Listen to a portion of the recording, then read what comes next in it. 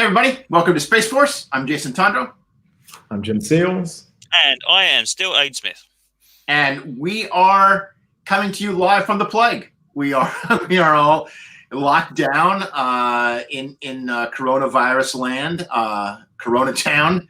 I've been working from home for the past week. I go out once a day for grocery shopping or something, but otherwise it's pretty much just me and the dogs. What about the rest of you? Like, what's your situation? I'm working at the college, and we're just now implementing shutdowns. Okay. So we're dealing with closures, and what does that mean for my staff of employees, and a lot of panicking emails at this point in time. Did a bike ride this morning just to get out of the house a little bit. It wasn't raining at the time.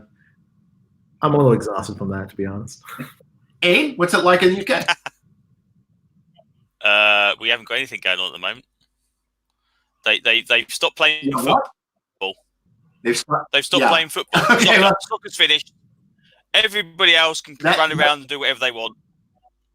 But that's an emergency when soccer gets canceled, when football gets canceled. Yeah, exactly. Yeah, that's right. Yeah. Only because people were complaining that they are not getting their subscriptions worth of football now. So that's the main emergency.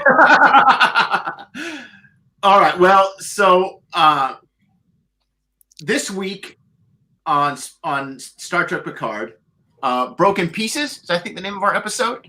Yep. In which we basically finally learned the plot. Raffi explains the plot of this series to us after figuring it out with us. And we learn a lot about the mysteries of the show are kind of all finally being revealed and coming together, which makes sense because we're only a couple of episodes from the end of the first season. In our early flashback, we discover what's up with the Council of Eight. We learn about this prophecy, and we'll talk about what this all means in a few minutes. But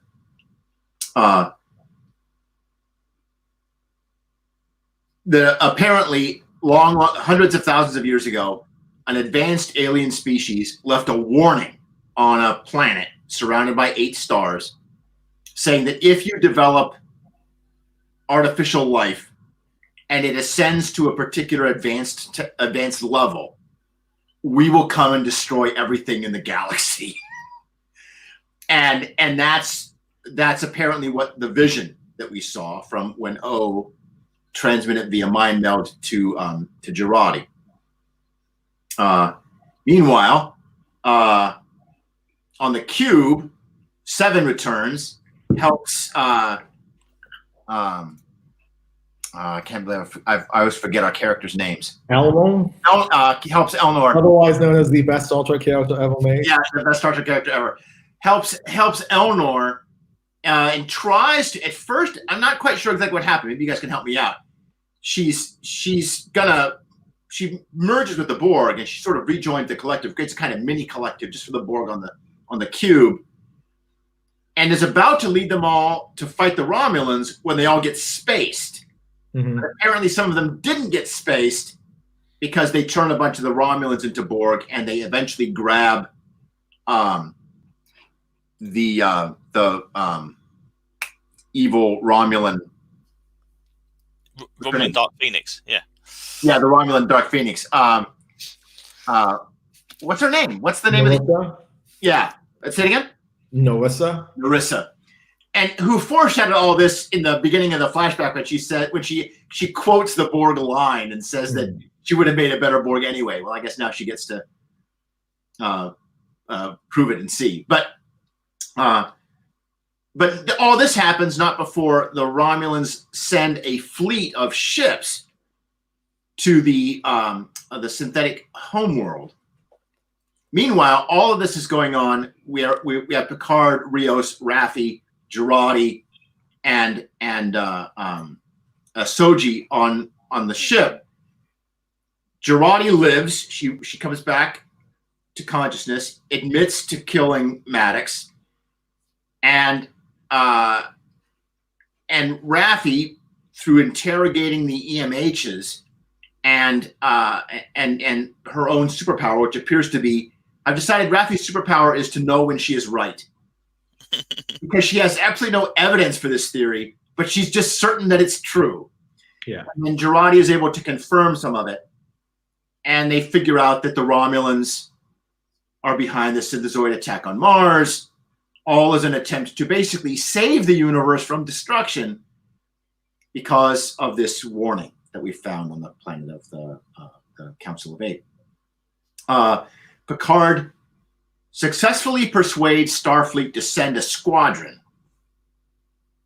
but we never see that squadron because instead of going to Deep Space 12, they go through a Borg wormhole to the synthetic home planet. And finally, we learn this whole subplot about Rios's captain. It turns out that Rios's captain is connected to this whole plot line because another one of these synthetics, both a female and a male one, showed up years ago, and Rios's captain was ordered by Starfleet Intelligence, which I presume means O, to kill these two people. And out of guilt and shame, he took his own life, and Rios covered it up, and was out of Starfleet 6 months later.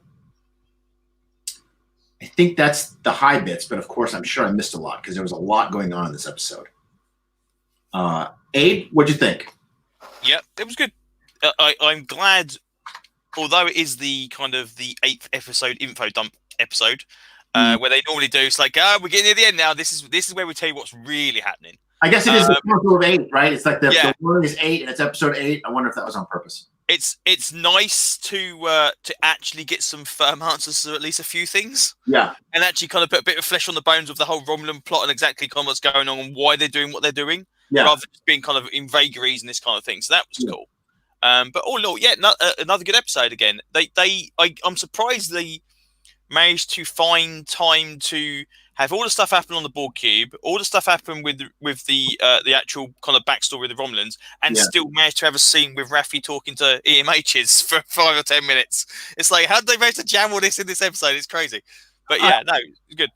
Those of you who've been following me on Twitter know I have been waiting since we met the EMHs for a scene in which someone thinks they're talking to Rios, but is actually talking to an EMH. And so I was happy to finally get that moment in this episode.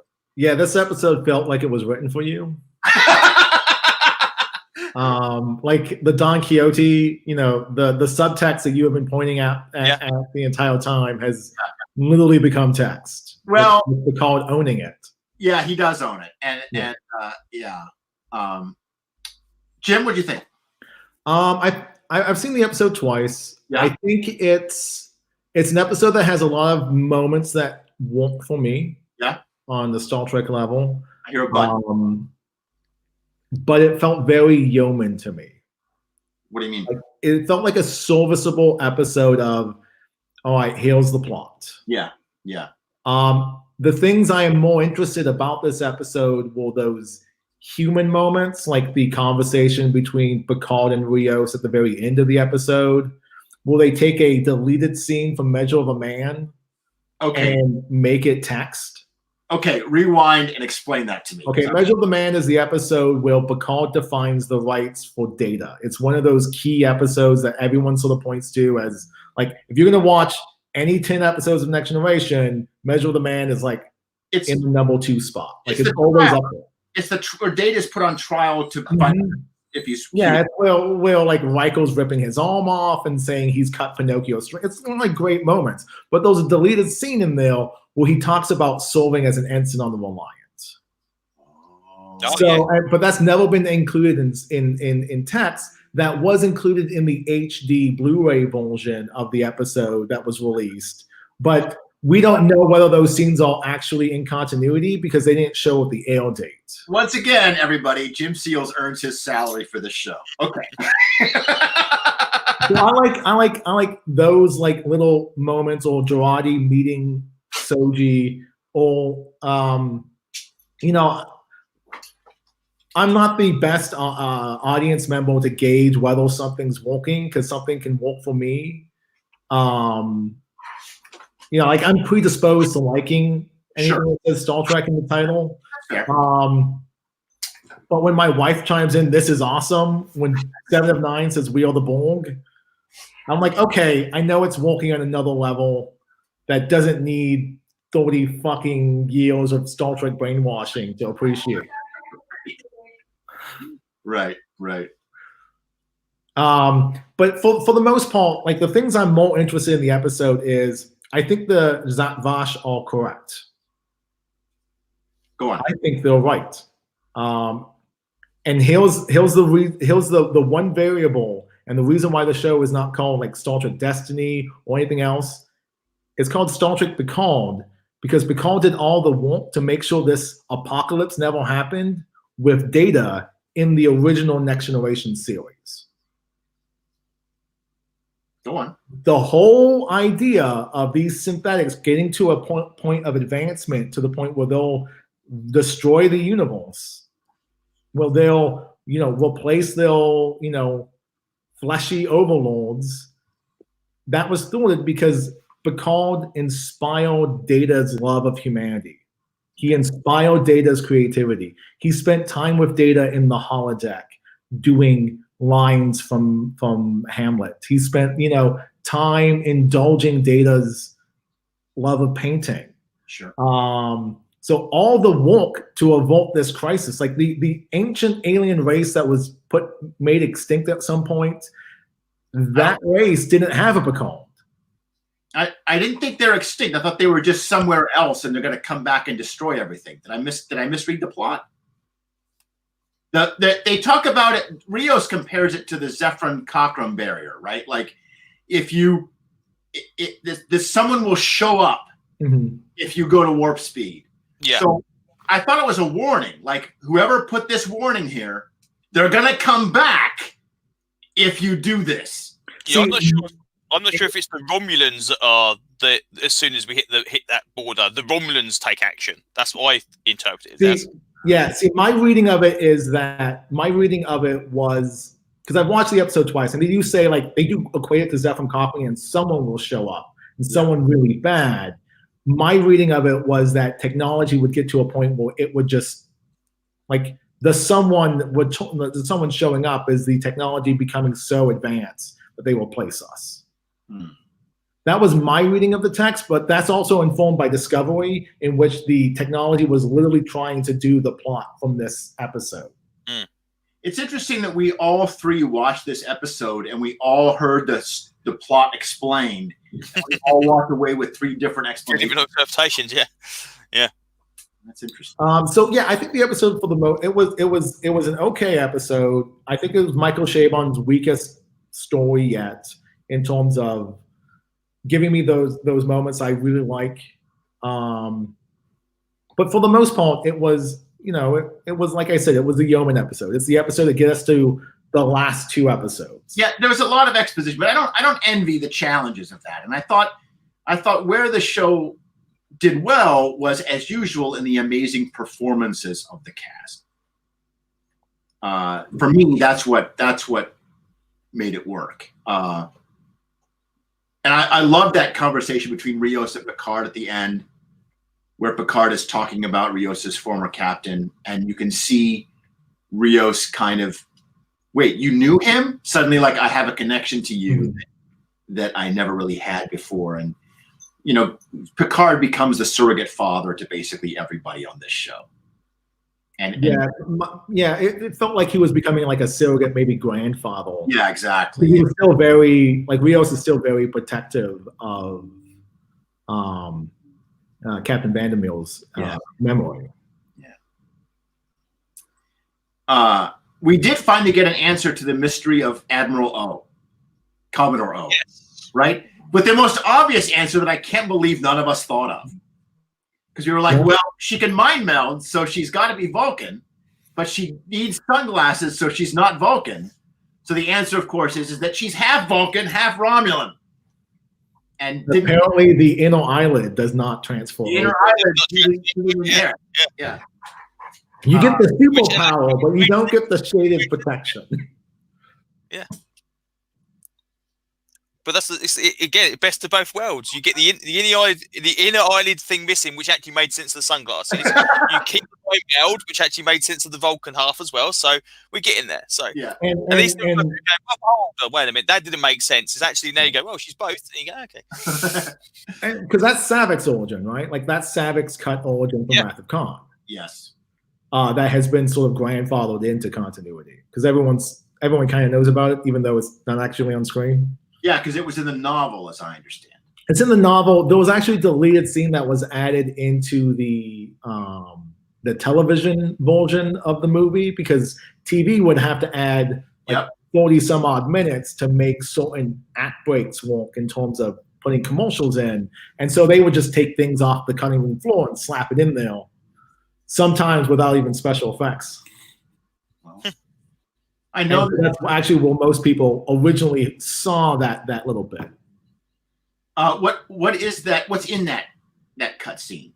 I remember that Savik's parents were like killed in this Romulan raid. Yeah, it's I haven't seen it in ages. I think it's a scene with her and David explaining like David's wrestling with the fact that he's Colt son and Marcus his son, and then Savik starts talking about her upbringing. I think that's the scene. Interesting. Well, so so Jurati wakes up and comes clean. Did anyone here not think that Jurati will certainly die in the next 2 episodes? Yeah, exactly. Yes. Yeah, she sort of has to do she has to die to save Soji scene, right? Yeah. Yes, that's like that has to be the thing. Like Soji's put into a position where whole existence is threatened, and Jurati will, take that bullet. It's interesting though. We've struggled all season with this idea of a redemption for Jurati, but I think it's great that she is intending to turn herself in. She's intending to accept the consequences for what she did to Maddox. And this is in contrast to someone like Narek, who we just know is still going to come back. We saw his ship follow Rios. We haven't explained how, but somehow when everyone thought that he had been ditched in the ship's escape, he has in fact somehow still been following them. And so he's probably following them all the way to the synthetic homeworld. Narek's going to come back, and his attempt at redemption, if he gets one, is going to be a big change from Jurati's attempt at redemption. I don't know. I guess I still feel more sympathetic toward Jurati. No, I think like so I was watching the episode again, and I think it's very important that she says that, like, even though Picard tells her you're turning into, you're going to be put into prison at DS-12. Yeah. That she eventually comes out of that room saying that she's going to turn herself in. Right. Like she's now taking agency and she's taking responsibility for her actions, and she's not being acted upon. She is acting. Yeah. Like if Picard had done it in that, in that way, and they went to DS-12 and he's like, all right, lock her up. Like she's an object. But if she's like, all right, lock me up, she's an actor, right? Do you two remember Thunderbolts? Like Thunderbolt series? Hawkeye? Only a few, yeah, but not many. Well, before Hawkeye joined the team, like the Thunderbolts, they start off as supervillains disguised as superheroes. For those of you that don't remember, if you're watching from out there, it was a bunch of classic old Marvel villains like Baron Zemo and Moonstone and the Trapster. No, the Trapster wasn't in it. It was the Fixer, I think. Anyway, yeah, it was the Fixer. They all get together and they adopt new superheroic identities at the same time that the Avengers and the X-Men and a bunch of other famous characters have all gone off to the Imageverse. And they act as heroes for a while. They pretend to be heroes, but eventually some of them start to actually kind of like being heroes, and they kind of they get converted. Not all of them, but some of them. Mm-hmm. And one of the villains is not the Blue Beetle, the Beetle, famous Spider-Man sort of third string villain called the Beetle, and he had a flight suit basically, and his name as a superhero was Mach 5 or Mach 2 or Mach 3. Oh, he started off as Mach 1, and every time he got a new suit, it became Mach 2, Mach 3. But there's this very interesting scene where eventually their identities are exposed, and they decide, what are we going to do? And like some of us want to be heroes. We want to change our ways. We want to redeem ourselves, and we want to be heroes. And the Beetle, of course, way back in the old days when he was a Spider-Man villain, like he's responsible for several deaths. He didn't just rob banks, you know. He killed people, and he decides he's going to go to jail. He turns himself in to go to jail, and he's got a girlfriend like Songbird, formerly the villain Screaming Mimi from the gang of supervillain wrestlers, female wrestlers. Songbird's like, well, where are you going? Like, well, how can you do this? And he's like, well, because it's the right thing to do. Like, I have to do my time, and I'll go to prison, and then I'll get out, and I'll have done my time, and then I can be a hero. And that's exactly what happened. He went to jail, and he was in jail for a few years, and he gets on parole and comes back later, and he gets a new career, you know. But it was kind of it's an in-character decision that I always kind of thought was I was reminded of that when we had Girardi's opportunity to, like, you know, face up responsibilities for what you've done. Anyway, so yeah, the thing I don't want to talk about is sort of the big thing. The whole episode is called Broken Pieces, and it's a direct reference to Rios. Yeah, I don't like that subplot. Okay, I agree. I like the little zany, cartoony 5 holograms in a room. I like that. Yeah. My problem with the Rio subplot, as it's written presently, is that it falls under the economy of storytelling, which just makes the Star Trek universe smaller. Okay. Like it takes the idea of, oh, here's this officer who has this traumatic past, and we can understand it because we saw how upset Commander Riker was whenever Picard would go on a mission and he failed it somehow, to oh, he's just another instance in this story. Yeah. It fits too neatly. If Raffi had suspected that he had some sort of connection to the synths before, you know, episode 3 when Rio shows up, that'd be one thing. But the fact that it's like, oh, you're this person, and I met you once, but you died, and I beamed your body into space. Like, it just closes the walls of the you know, sort of like, it closes the frontier of possibly using Rios as a vehicle to tell next season's story. Like, it's just too neatly tied a bow for me. Yeah. It's kind of like what. Too much of a coincidence. It's one of them things. It's like, oh, you met an android as well. It's just, that's the crazy thing about it. And again, if you're just looking at the timeline as well, that happened about the same time as the Mars attack, so 14 years ago. Yeah, no, it's 5 years later, because it's 14 years, and then 9 years ago, it'll be 5 years later. Right, so 9 years ago. So we had Jana as an android 9 years ago, and obviously she was destroyed. So obviously whoever was trying to send her out into the world then must have sent Soji and her sister out 4 years later than that, because obviously she's only been active for 37 months or whatever it was. Yep. So was that their first attempt to send it out? And are we going to go to a planet? We're going to see thousands of Sojis and stuff. Is this going to be?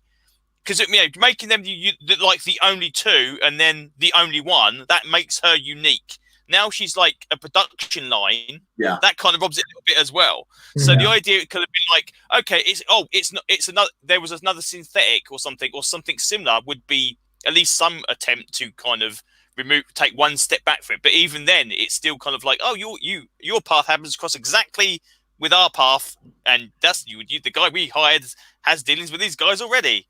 It just seems a bit weird. But yeah, I would have completely removed it totally. That would have been not a thing I would have used at all. And obviously the other thing being is he got his orders from O, so O's been kind of knowing what's going on, and if she knows what's going on, why is she not looking in for other sisters before then? It's weird, but yeah.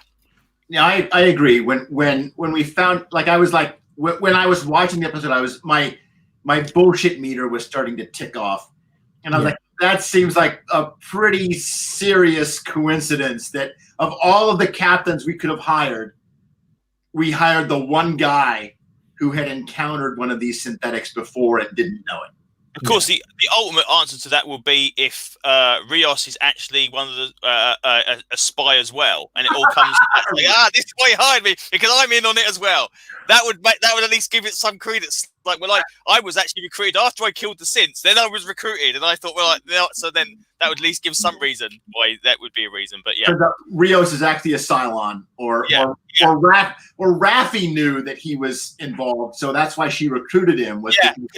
Gather all your enemies in one place. Yeah, right. Yeah. My wife just quietly tiptoed into the room and pointed out that the idea of a Jaina ruins the concept of them being built in pales. Like, now there's 3 of them. Now, is Jaina part of another pale set? Or was she part of the pair with the guy? Yeah. Were they? Yeah. Yeah. So I didn't know when they mentioned the guy. I didn't know if he was supposed to be synthetic as well, or if he was supposed to be like effectively like a handler, and it was like taking her out into the universe. Because it seemed to be like, they're ambassadors or whatever, this kind of thing. So I didn't know if he was actually part of the organization that was building her, or if he was a synthetic as well. Yeah, I don't. Beautiful Flowers isn't given much explanation. No. The fact that he's an artist, which puts in mind he's got the data's need to create. Well, it's so weird that their names are so dissimilar. Like, Beautiful Flower is the guy, but Jana is the woman. Like, there's no common link here. Like, from a writer's perspective, those names should have something in common. Yeah. And where did they get picked up from? Did they get picked up from this dual moon planet with lightning on it, or did they get picked up from somewhere else? If they got picked up from somewhere else, when were they released into space? They make known that they encounter a ship, and then they contact Starfleet Command. Yeah. And then they beam them from that ship. Yeah. Yeah. So it's not actually anywhere near the planet itself. So how long were they wandering around out in space before they were encountered? But they do say it was near the Vite system. Yeah. Yeah, like Rios makes a point of saying that. I don't know. It's just too convenient for me in terms of like Rios's involvement. Yeah. Like, it's something I can see it working, like, but they needed to put more shade on it beyond this episode. Yeah. Like, when you introduce Rios, be like, hey, he's a guy, and I like, even if Raffi just goes like, I suspect he may know something about the Council of 8 at some point. Yeah, and the worst thing would be I have reason to suspect, like, not even like explain it out, just be like, give us a line of dialogue. Yeah. Really, and that would have resolved my issue with it. I would have. I'm going to side with 8 on this one. I would have done it completely differently. I think I would have. I would have not had him encounter the previous synthetic, and I would have come up with some other reason. I get why we need to have him traumatized, that the scene with interrogating the 5 EMHs can all happen, and that's how Raffi sort of figures everything out. So we need to have Captain Rios indisposed, and he needs to be broken for an episode. Okay. But let's figure out some other smarter way to do that. I mean, if you wanted to tie into the synthetic plot, the idea that they were hauling synthetics and they went crazy as well would be, and killed the captain, would be another reason to kind of tie into it or something like that. And then he could have a reaction to a synthetic being on board. Oh my God, there's another one. But I think if that plot is not mentioned again and is purely used to give him some kind of link to the actual thing, so we've met your kind before. No, don't mention it. Then that's kind of a bit of a waste. Yeah. All right, so let's get back to the Q. This is the only episode that I actually wanted the cube stuff more than everything else. Yeah. And the entire time that I'm not a Borg fan. Like, I think it's like Jaws. You don't want to see the monster. I find the monsters more interesting if all the other characters are terrified of it, and you don't see it. But once you see the Borg defeated 26 times on Voyager, they sort of lose their specialness. Right? They did drill into the ground the Borg in Voyager. Yeah. And I think this is sort of the redemption, the little sort of Borg redemption like arc going on here with Seven's reluctance to plug herself back in, creating this mini collective. Yep. And now Seven has all the knowledge that Rhonda has, right? She has all the knowledge of the admonition. So she now knows the overall plot. Like she by plugging into the computer, like all the knowledge is made to you. That is the inference, but we have no confirmation of that. Yeah, but Soji can travel through Borg warp tunnels, right? The transit conduit. Yeah. And she can do that because data was assimilated. Data's assimilated. Yeah, that makes sense. Yeah. Okay. So that's how you can explain that away. So we actually see that in action, and then she says Annika has work to do, right? At the end of the episode. Yeah. Obviously, that work is going to be revenge because the Borg don't take revenge. That's one of the points that Guinan makes in QQ is like they don't have emotions, but Annika does. Right. And now Narissa has just killed thousands of Borg, or at least shot them off into space while they're floating around. Well, yeah, so, I was gonna say, First Contact established the fact they can go outside and run around on decks. So are they dead? Are they not dead? Where did the Borg come from that get Narissa? Oh, those are XPs. Those are the last of the XPs. Oh. Yeah, they have none of the implants. They're just XPs, and they're just like zombified. Like they're using hands. They're not using arm instruments. Like we haven't seen an active full drone yet. But they do seem to convert. They do seem to assimilate Narissa at the end. She teleports away. No, yeah. Yes. Oh, I thought that was an assimilation thing. Yeah, they do the zombie thing. They do the zombie walking forward and then clawing at Narissa, and then she beams away, and then they cut to the last Romulan ship that jumps to war. Okay, that was the Romulan transporter effect I saw. Mm-hmm. And that's why Annika says, Seven says, I have work to do. Okay. Like she's gonna follow those people to where they're going. Well, I think we're building up to a three-way space battle. Because we not only have the Romulan fleet and the Borg cube, that Starfleet squadron is Chekhov's gun on the mantelpiece, right? Yeah. Gotta show up at the end and tip the balance one way or the other. Now will Reichel be on the bridge? Oh, yeah. The universe is not good enough. He did say active duty, so it's a possibility, He said there had to be a very good reason. Yeah.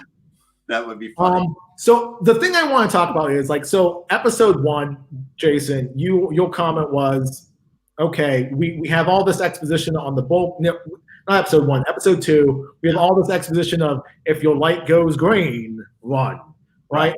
The Borg, it was only a matter of time before the Borg did the Borg thing. But they only to Shabon's credit, he recontextualizes this thing that's supposed to be evil to a thing we're now rooting for. Right. Fuck the Romulans. Yeah. I agree. Yeah. And now we have the possibility that a Borg cube is going to come to the rescue of Captain Picard at some point. Yeah. Which is that image that is wild and totally has me excited. I also enjoyed the drone ships that came crawling onto the Borg cube to piece it back together. Yeah. Because previously that effect was caused by punching holes in metal pieces and recording it in slow motion in reverse. Gotcha. Yeah. So we've gotten a little bit better computer graphics now, so we can do that. Both times I saw the episode, I'm like, oh, they have a budget. They have a budget. We can actually see how it's supposed to work as opposed to just this little effect that is in super slow-mo and is just clearly played in reverse. Right. Okay, so we are of mixed opinions on what the admonition actually means. Mm-hmm. I think it follows the singularity concept of once you keep making artificial intelligence smart, at some point it will gain consciousness itself, and that's the thing that will wipe out.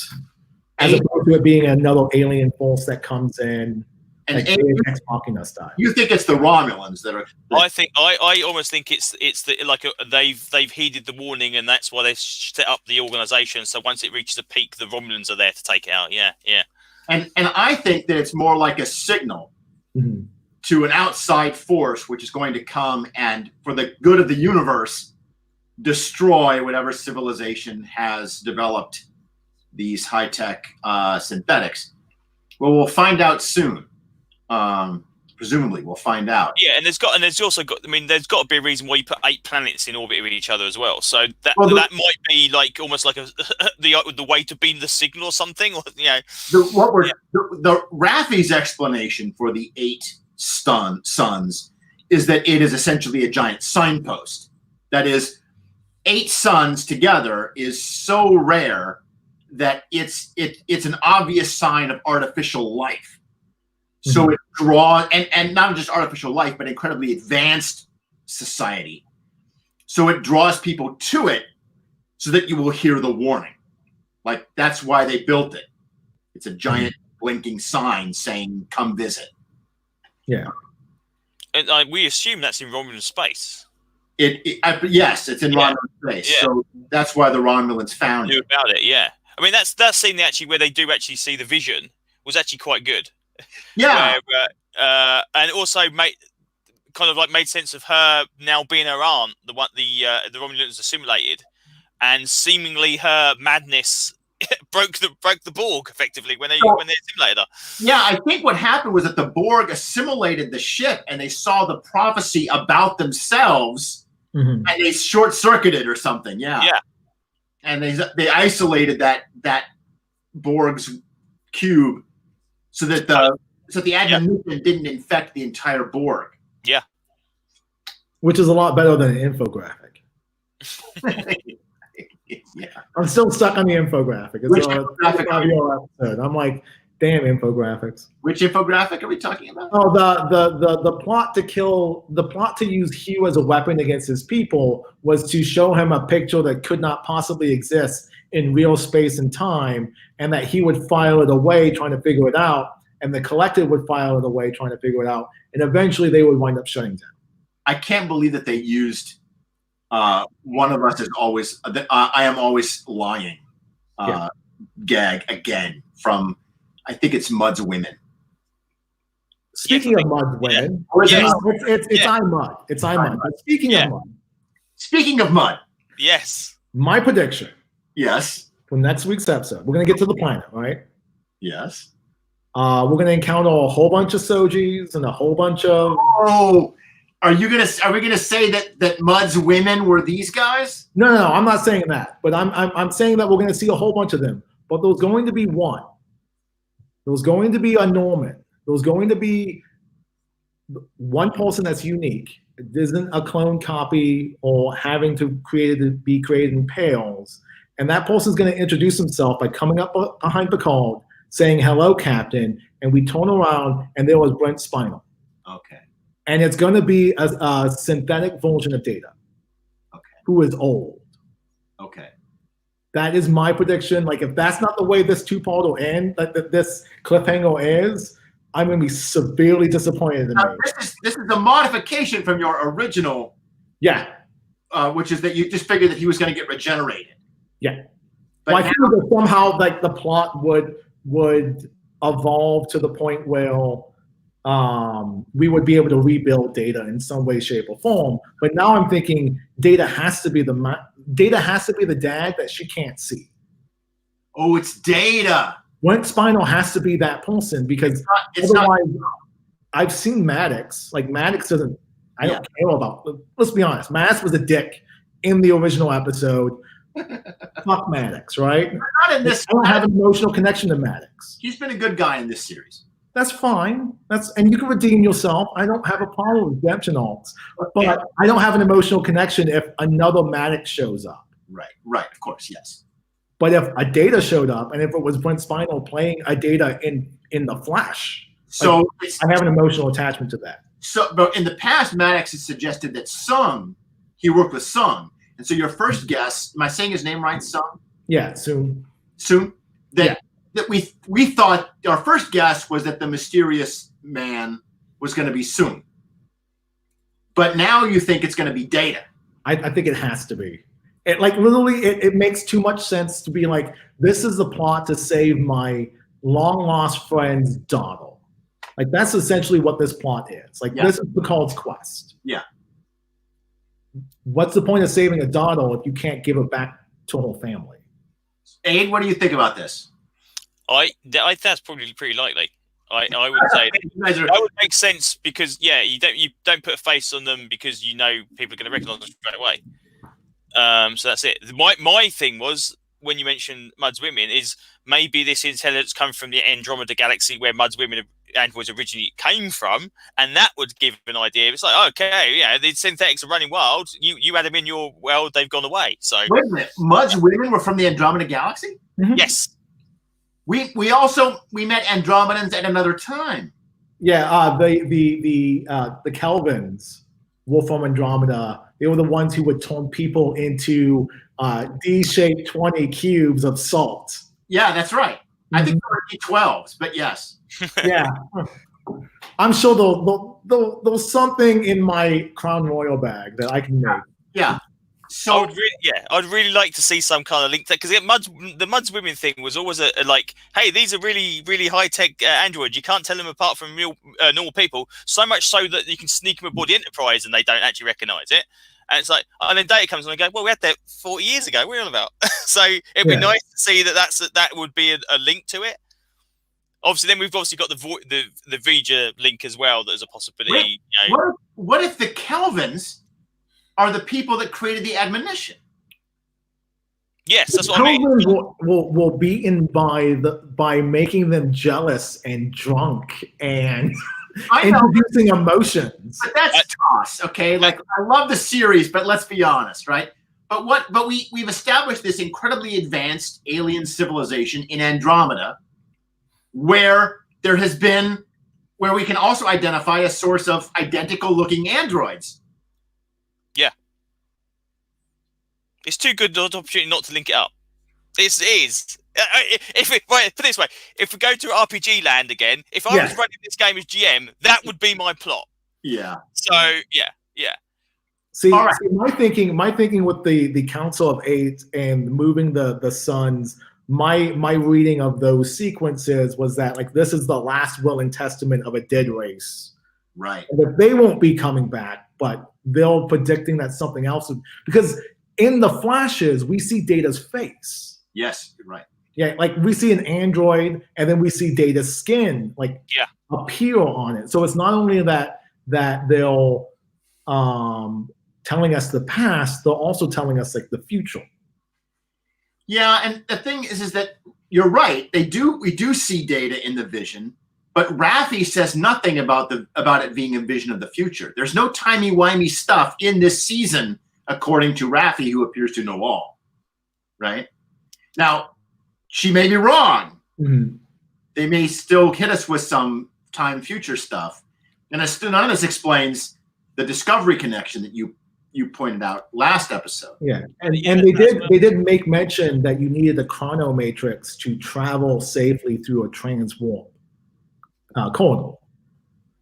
They mentioned that or didn't mention that? They did mention that. Like, that's Rios's issue. Like, that's why Rios takes over and puts his ship to sleep. Is he needs it to be safe, because if you go in there just as a normal ship, you'll fly apart.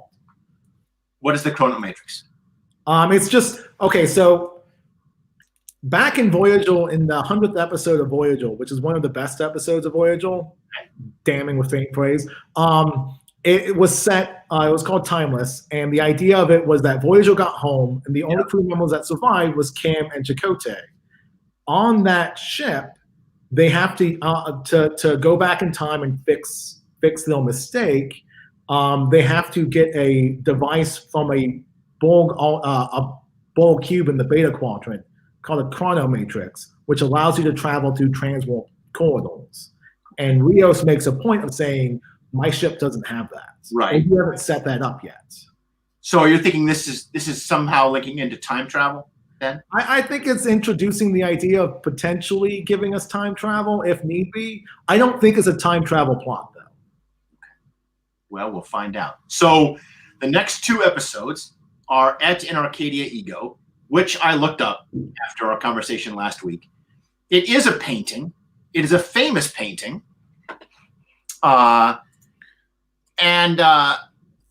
the translation, the title roughly, the name of the painting is The Arcadian Shepherds. It's painted by Poussin in 1637 to 1638. 2 different versions of the painting. You can look it up on Wikipedia. But the important thing here is the translation of the title is ambiguous and has been interpreted multiple different ways. Even in Arcadia, there am I, by which the painting is supposedly a kind of memento mori. That is, an awareness of death even in paradise. So if the synthetic planet is paradise, then the death even in paradise is the coming 3-way Starfleet battle that we're about to get with the Romulans and the Borg and everybody showing up, and death of somebody, probably at least Girardi. Who knows who else is going to get whacked this season? Can't be Raffi. She's got a plot to sew up, so she's got plot immunity. Yeah. Until we figure out what happens with her son. But Girardi is dead meat. But that is not the only interpretation or even most famous popular cultural reference to this painting. And I recognized it immediately when I saw it, because this painting is absolutely key to the Holy Blood, Holy Grail conspiracy theory. If you know this is the conspiracy theory that Christ did not die on the cross. Mm-hmm. And he lived, and he went to Europe, and he married Mary Magdalene, and they had children. And those children are now the ruling class of Europe, including the Merovingian dynasty and a bunch of other rulers of various countries. And this painting was used in the Holy Blood, Holy Grail books as a guidepost to where the Templar treasure was hidden. That is, if you wanted to find the Templar treasure, this painting showed you the way to the Templar treasure, which was hidden at this little chapel in the middle of nowhere in Provence, southern France. Okay. And in that theory, the title of the book, the title of the painting, is not In Arcadia, There Am I, but rather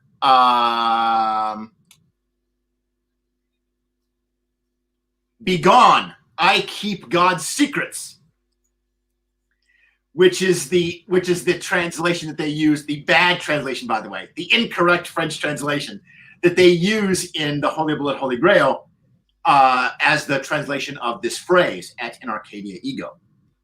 Well, see, that's interesting. That's interesting because it's a two-parter. So they can have their cake and eat it too.